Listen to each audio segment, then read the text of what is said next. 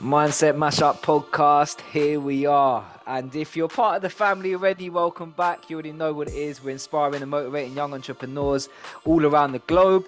If this is your first time here, then don't forget to hit subscribe, leave a review, or just whatever you can do, whatever platform you're doing, just do something useful for us. We appreciate it. It's completely free.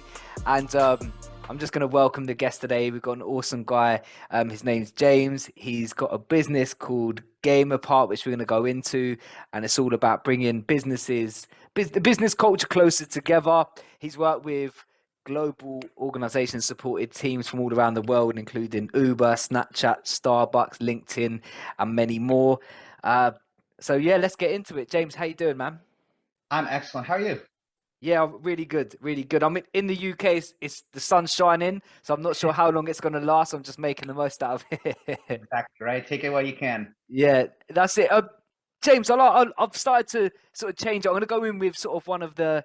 I'm going to go in sort of hard straight away. So as you know, that the audience that tend to listen to this podcast are young entrepreneurs or maybe people dabbling in and out and don't really know how to get started. Uh, so I want to ask you, how did your business, Game Apart, happen for you? What was the dream that made that happen? Yeah. Well, this one was a little bit of an accident, and I think and I think in many cases they are right. There's a piece that was intentional. Like I come out of startups. So before this, I was running a startup in digital and blockchain voting. We sold that in 2018. I was doing some consulting work. I was trying to figure out what was next. I was sitting around thinking like, okay, what's the next business? What's the next business? Nothing came to me. My wife was getting tired of me, right? She's like, okay, figure out what to do, what to do. And then this COVID hit, and I was in lockdown, and I was on Zoom with my consulting clients, and then I was on Zoom with my friends and on happy hours, and I was teaching my parents how to get on it and all these things. And at some point, I was on with my brother and a group of friends, and we were drinking and we were talking, and it was like the third time in 2 weeks. And I was like, guys, I'm sick of you all. I'm tired. I can't do this anymore. We've got to do something. And so someone said, well, let's play a game. And so we went and we hit games over Zoom. Did the Google search, and in April of 2020, nothing really came up. It's like you can you can play Pictionary by everyone pull out a notepad and draw something and hold it up to the screen, right? And I said, well, yeah, this isn't going to work. We can do better than this. And so actually the next day I called my brother and I said, hey, you know what? Let's have fun. We're going to be in this lockdown for a couple of weeks, right? A couple of weeks. Let's make Cards Against Humanity over Zoom. It'll be fun. It'll keep our skills current. You know, he's a brilliant engineer. He's got a couple master's degrees. Let's just go do this, and it'll be a fun thing we can do together.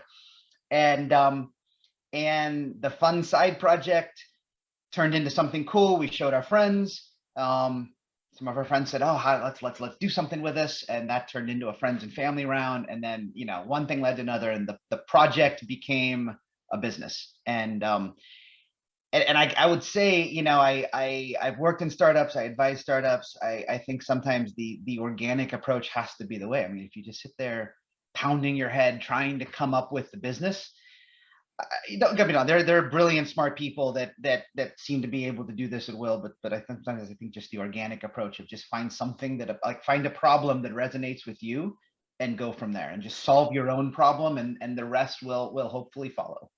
I think there is something to say about how ease is really helpful when it comes to these projects, because I think it eliminates an element of pressure off actually getting it right or turning it into a business or something, you know?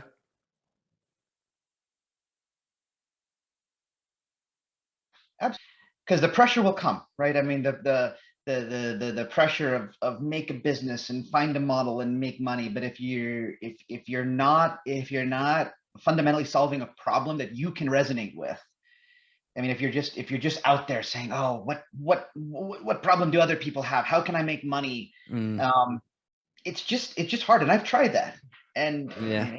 it's a tough way to work. And then now, what's interesting is you do that, and you start with that, and that's where we started with Game Apart. Was I'm solving my own problem. Um, then we discovered that just solving that problem doesn't make money. It was fun. It was a cool product. it doesn't make money, and then it sort of evolves into, okay, now how do I make a real business out of this? And that's sort of where we've gone, is, you know, you follow your customers and you follow kind of where the market takes you, and sometimes where the investors will take you, and sort of evolve along. But yeah, starting with something that you yourself can connect to, I think is that to me would be kind of step number one. Yeah, that's nice. I think passion is a big driver, isn't it? When I speak to, I think I'm on 20 episodes now of the podcast roundabouts, and I think there's clear patterns between successful businesses and people that have managed to take their business off the ground.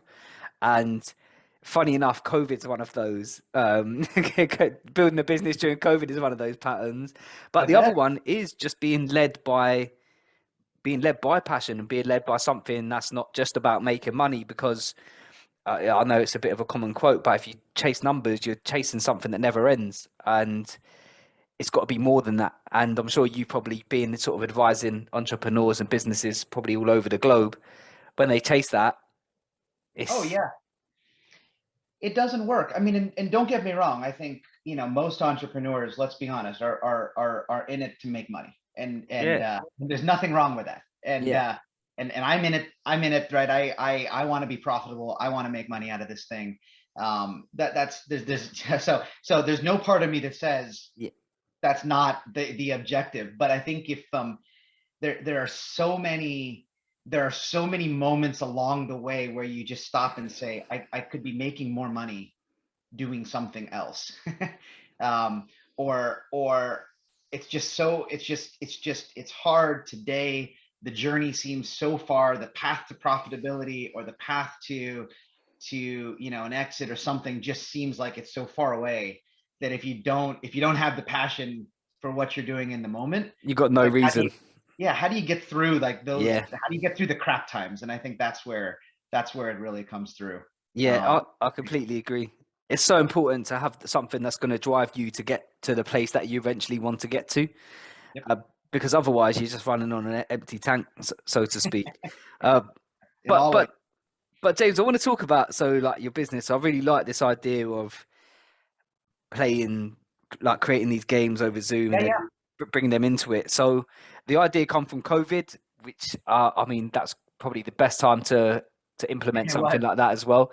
Uh, how is that? How do you think the virtual world is going now? Do you think it's still? Do you still see a continuous incline on teams using Zoom and Microsoft Yeah, Teams? yeah. So that's sort of the evolution we've seen, right? It's a couple things. One is it's gone from sort of necessity, right? Like this was our meeting place for everyone. I mean, teams, friends, family, you name it. To you know, it's a tool in our social toolbox, right? Like it's part of life, but it's not the only thing. And the evolution that we've made and seen is, when we started out, we were the platform for everyone to go and relax and connect online. And that's where that's where the data and the market told us there's no money to be made here, right? People want to play games over Zoom. 80% of people who, so there's I can quote statistics all day. I'll try not to. Sorry, that's the that's Please the do. guy in me pitching. Okay, well, so you know, there's, you know, 82% of people in the last 90 days have been on some non-work related video conferencing call, and Wow. 80% of them say, oh, we'd love to play games on it. So we say, oh, great, there's a market for this. But they don't really, they want that, but they're not going to pay for it, right? Like, you're not going to say, you would say, oh yeah, I get on a Zoom call with my friends, my family every once in a while, and it'd be great to play games. But you're not going to translate that into any intent to go pay for something. You would find something for free, or you know, it's just not an imperative. And we learned that. So we learned that there was a lot of desire, there was a lot of intent, there was zero interest in buying. Hmm. um, what we found, though, as we dug into our data, as we dug into our users, and we did, you know, we were growing, we could spend money, we could acquire users relatively cheap. As we started getting into the tens of thousands of users, we realized that we're not making any money. But also, as we talked to these folks, that a lot of them were teams that were using this as a tool to stay connected or build relationships with remote coworkers that they either never saw, or they were hybrid teams. They never really like lined up with each other in the office. They never met in person. And so we looked and we said, okay, well, let's look at this group, because for this group, it is actually a need, right? Like this group, your coworkers, you spend more time with them. I mean, we've all, spend more time with your coworkers than with your family in some respects, waking hours at least. And now there is a need for these people to connect, because these are your forced friends, right? These are the people that you must engage with. That how else do you start laughing with them? How else do you build a friendship? How else do you sort of break down those barriers and start creating this sense of psychological safety with these people? And so for them, it was a real need. Like it was a need and not a want. And also they have money, right? Like this group of people, you had managers and HR departments that had budgets for team happy hours, for team lunches, for team outings. You have HR departments that are struggling with, massive inflation, trying to retain workers in the most competitive job market in decades. I was going to say, because there's also a return of investment for the company on what you have to offer as well. Absolutely. Which is, so it's great. It's smart. Yeah. Yeah, and so they're looking at it as we are being demanded by our CEOs, by our boards, to say, what are you doing to invest in employee retention, employee wellness, mental well-being in this new world of isolation, and all of that. You have managers who had these budgets to go spend taking their teams out to lunches and for drinks and company holiday parties and all those things that are being unspent. And so now we say, well, you have people who need this type of product and you have budgets available for it. Well, now we've got a business. Now we've got a place to start making money. And so we pivoted into that space. And what was interesting about that was, it took something that we already liked, right? We were already getting to play games all day and build games and all that. So that was a lot of fun. And then we found, okay, now we've also found a place where there's a market, but it also, I think for the team, it got us to feel like we were solving a more important problem, right? I mean, of course, keeping people connected and having fun we always felt like that was important, but to sort of elevate it to, we're helping teams stay connected and build culture and stay connected to their teams, and again, build this kind of sense of, we talk about psychological safety a lot. We could look at it and say, well, this is important. Like this is mental health. This is employee well-being. It's been this fun sort of transformative journey for us. That's let us evolve as a company. That's let us start finding. I mean, I say we're not profitable yet, but at least there's revenue coming in, right? At least we're not looking at the numbers every single month saying, crap, who am I going to go find to write the next big check to keep us going? And it's just been such an interesting journey, such a fun time. It's something that, I guess now it's not 2 years ago. We've been alive for a little over 2 years, but 2.5 years ago, could not have imagined that this would be the path. I was sitting here thinking about so many other businesses and discarding this idea and that idea, and this was not even a blip on the radar of possibility. So it's been fun. It's been such a wild ride. That's awesome, man. Like, and again, I love the journey of entrepreneurship, and I love doing this because everyone's journey is always so different when it comes to doing it, with some similarities in there. But I just want to break down when you spoke about the different audiences, because I think with the listeners of the podcast, it might be helpful for them, because I don't want to just skip over it. So you mentioned about when you were sort of finding your audience, finding your niche, and that's a buzzword online at the moment. Sure, yeah. And so you basically identified sort of a more macro audience, which was, there's a want, but there's no desire to pay. But then you had another audience that you zoned in, which had a want for it, and they had a desire to pay for the product or pay for the service in order to deliver. So for people in business right now, or people looking at their business, how can they go around breaking down their audience like you did? Was it a strategy you used? I mean, you mentioned numbers. Do you use numbers to drive that? What was the Yeah. mindset?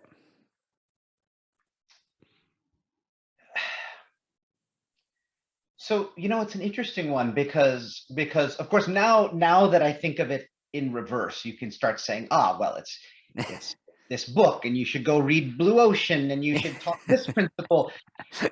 But of course, that's all with the benefit of hindsight, right? Like now you can say, well, it was this and this and this.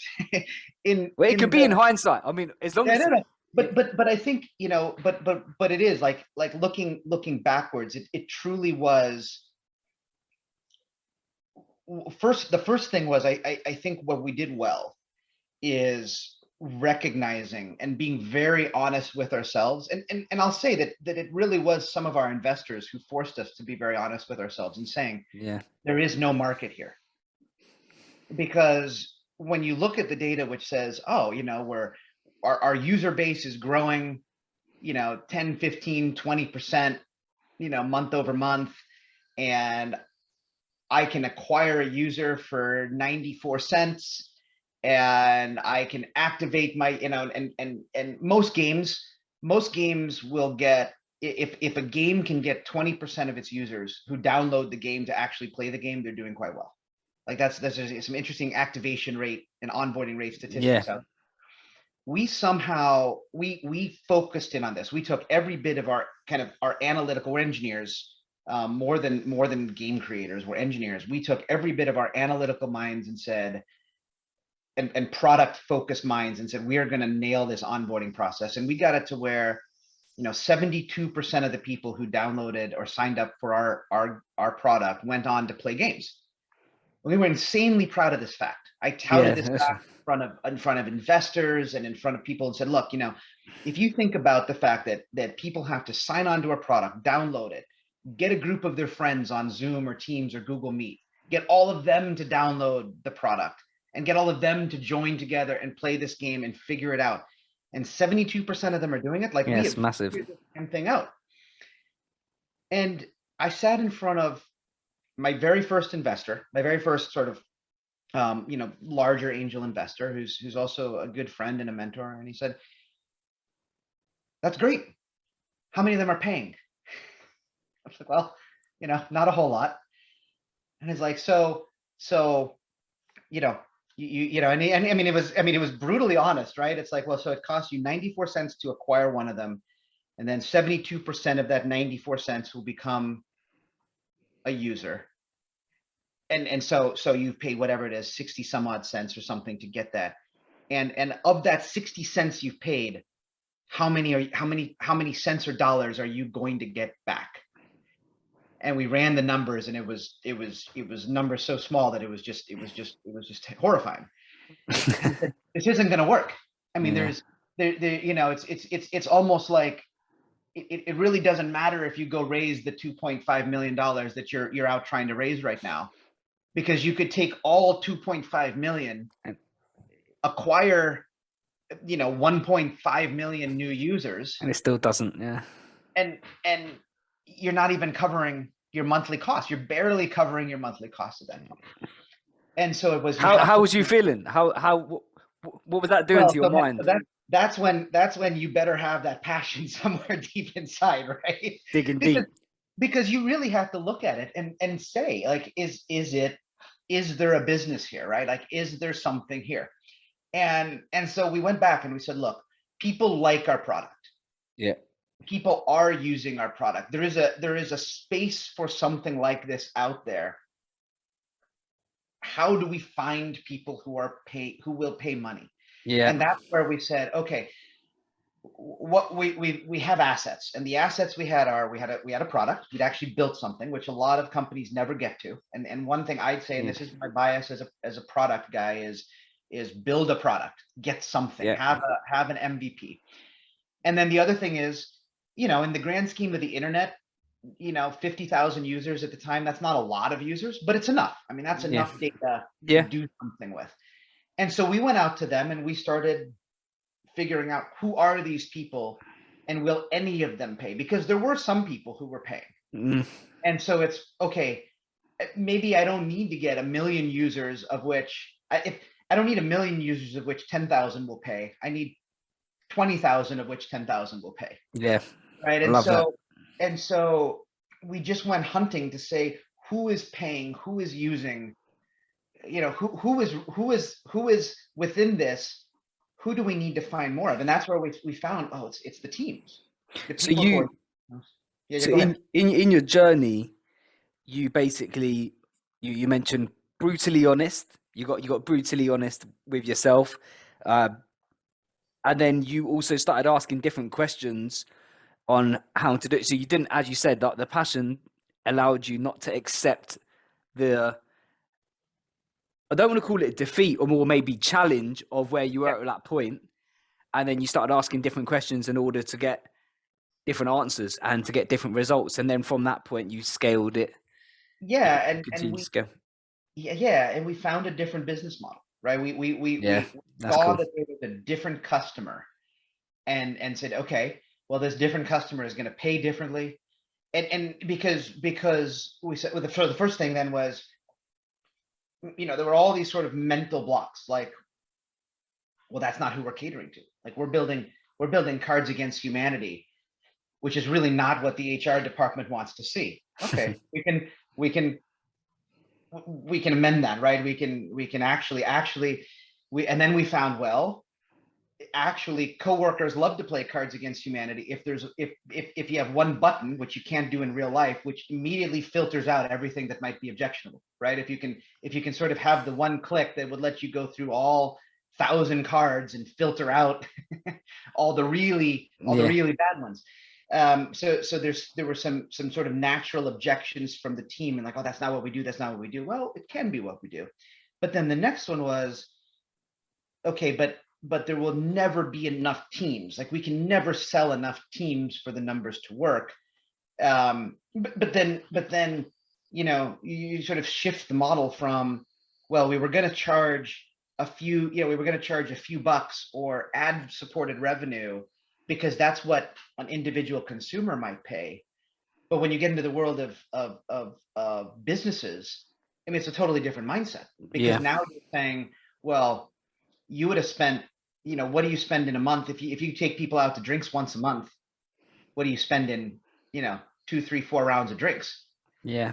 And if we're becoming a viable alternative to that, it's just a different mindset. Yeah. And so we went out and we asked the users, and we said, what do you think of our pricing?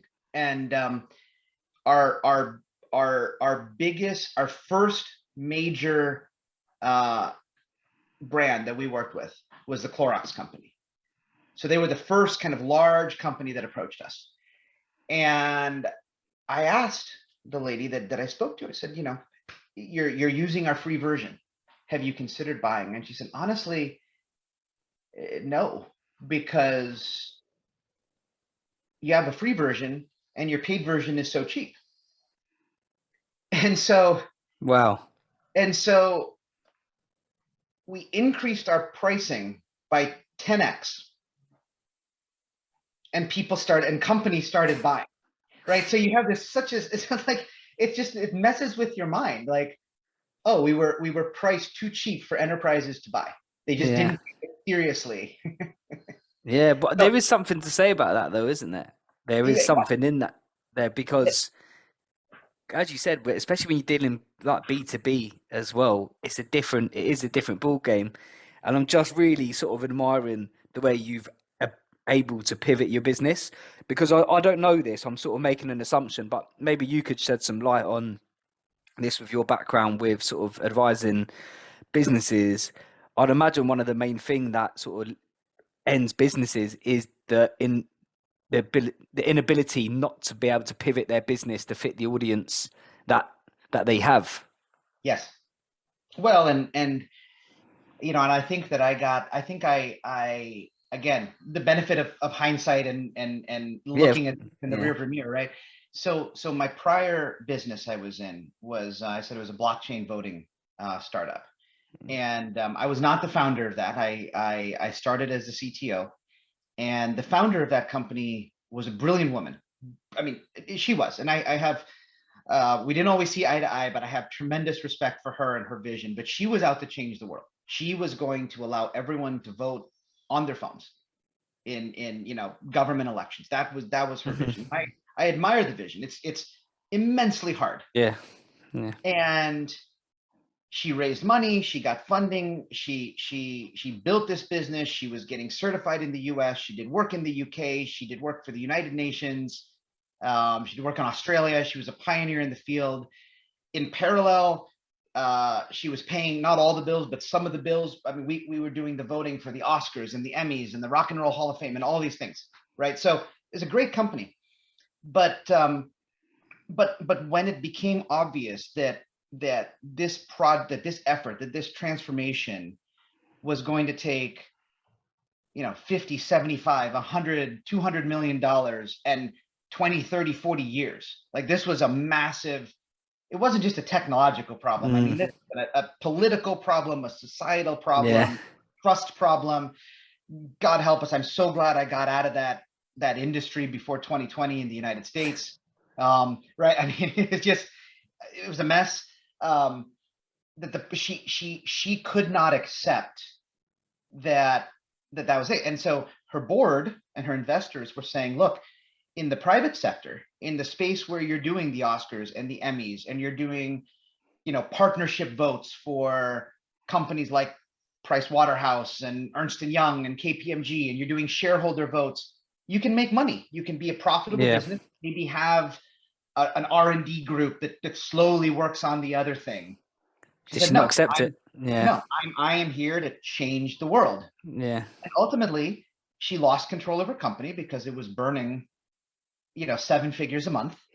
And when all the dust settled, myself and one other executive ended up being the only ones left standing, and the ones that were left to carry the company forward. And eventually, it wasn't sort of the ultimate end to that company that everyone hoped, but we were able to kind of turn it around a little bit and get it sold and put it into someone else's hands to kind of carry the vision forward. But I guess now, as I look back, I sort of saw the results of what happens when you have even a brilliant entrepreneur with an amazing vision and charisma and drive and passion, who's just unwilling and unable to pivot. And you have to separate your needs to the business needs as well, don't you? Because they're often two very different parallels in really. And I think people often get confused on, okay, this is what I want, but this is what the business wants. And when I look at what you've done, James, with Gamerpart, you are maybe with some help. You mentioned mentors earlier. You mentioned business help.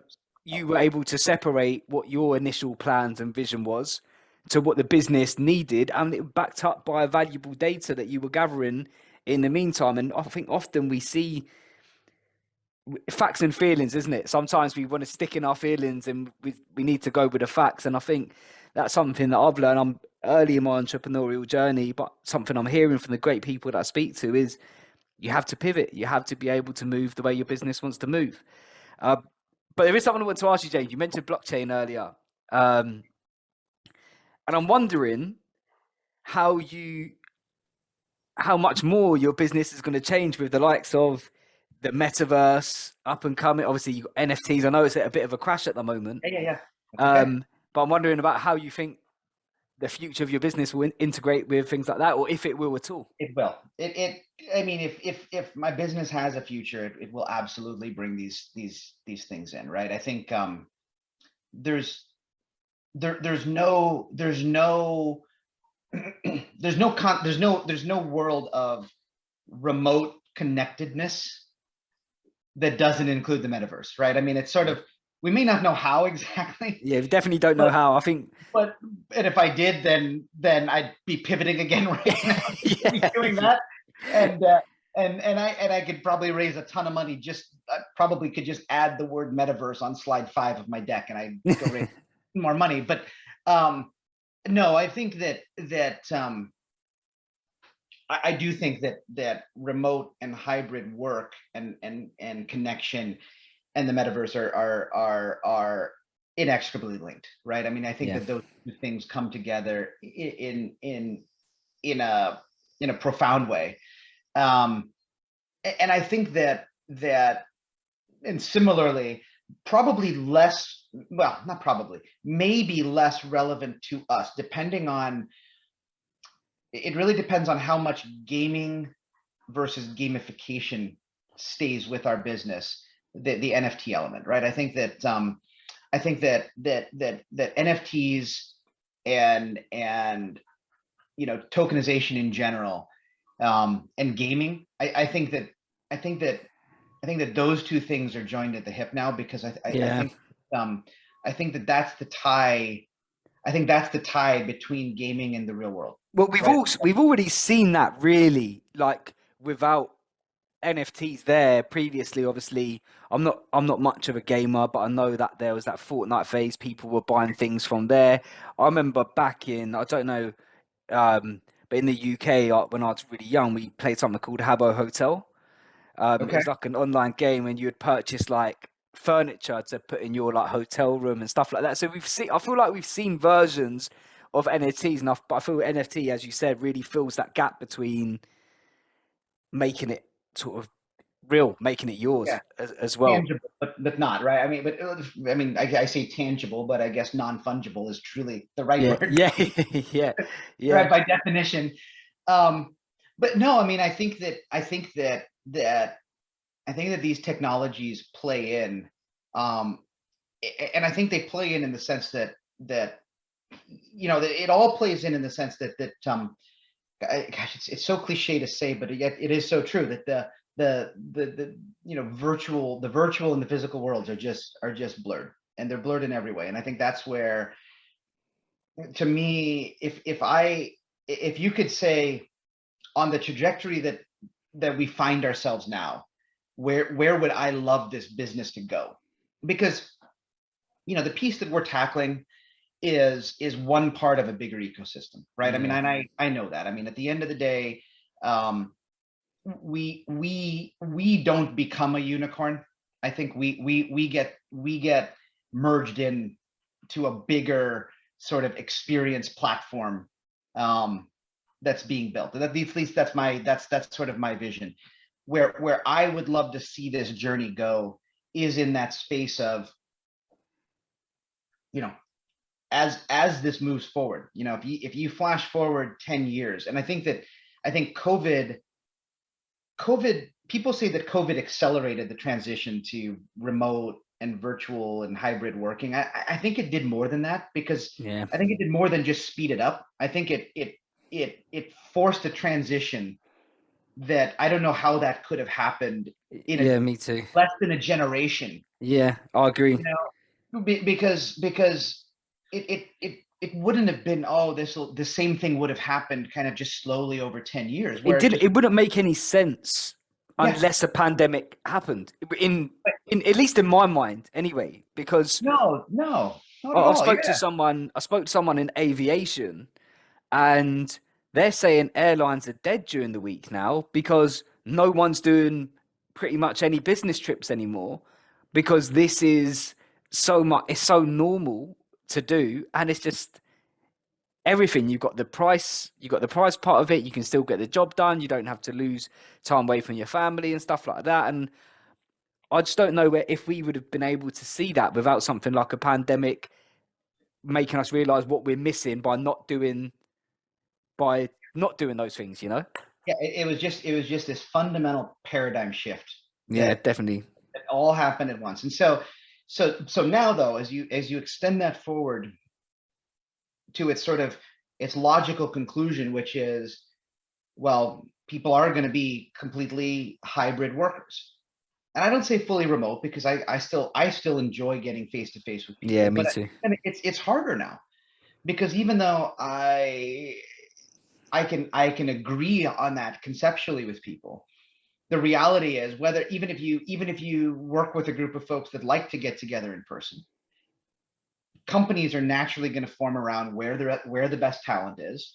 And you can all say, in concept, we want to get together, but I tell teams that I work with, and I still work with different teams because I advise different startups and all that. and we say, we'd love to get together. Great. How about next Wednesday? Oh no, I got my kid next Wednesday. How about Thursday? Yeah. Oh, I can't do next Thursday because I'm going to be working from, whatever. I'm visiting my parent. And you actually say, well, the third Thursday in July seems to work, where we can all be in a shared, co-working space together. So the reality is people are going to have to learn how to interact online, and all of these technologies, I think, play a part in making online interactions, virtual interactions, real. Yeah. I mean, NFTs and blockchain mean we can trust that the things we're interacting with are meaningful and real. It adds credibility, transparency, honesty. Exactly. And these things are gonna, and I think that is the next step now, isn't it? Is how it integrates more. So as you said, it is like real life. And I suppose I think the metaverse are obviously quite keen on trying to make that happen. I think as we progress with the virtual reality, I don't know if that's going to come more into play and things like that. I know I've seen a few bits. It's interesting, and I feel like I'm looking forward to watching Gamerpart's journey, to be honest, and just see if it pivots again, where it's going to go. James, just as we wrap this up, is there a message that, as you look back on your career as an entrepreneur, all the other businesses that you've advised, that you would send out to the audience that you think could be of huge value to them, just before we wrap up? Oh boy, I think a couple. I mean, one is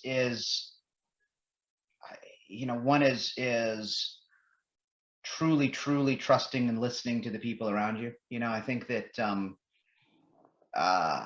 just the value of the team. My co-founder, who's also my brother, which is fantastic, but my advisors, the whole team. I mean, it's there's this rush of being an entrepreneur, of being a founder, and all that. That is amazing, right? I mean, being your own boss, right? Being your own boss, having your own company. And I think that success comes in knowing when to lean into that, and when to say, damn with all the opinions, damn with everything else. I know what's right, and we just have to charge forward, and knowing when to stop and listen and take advice, and realize you may be going down the wrong path, and knowing when to get out of your own head and say, okay, what's really going on here. And outside of that, I mean, just there's many things, but I think to me that's been the biggest, is just kind of understanding when to trust yourself, and when to listen to others, and being conscious of when you're doing one versus the other. Yes, that's really good. And if people want to follow your journey, where can they find you? What socials or?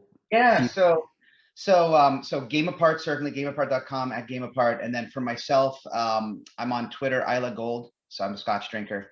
So you can find me on there, and a little bit about Gameapart and entrepreneurship and Scotch and other things.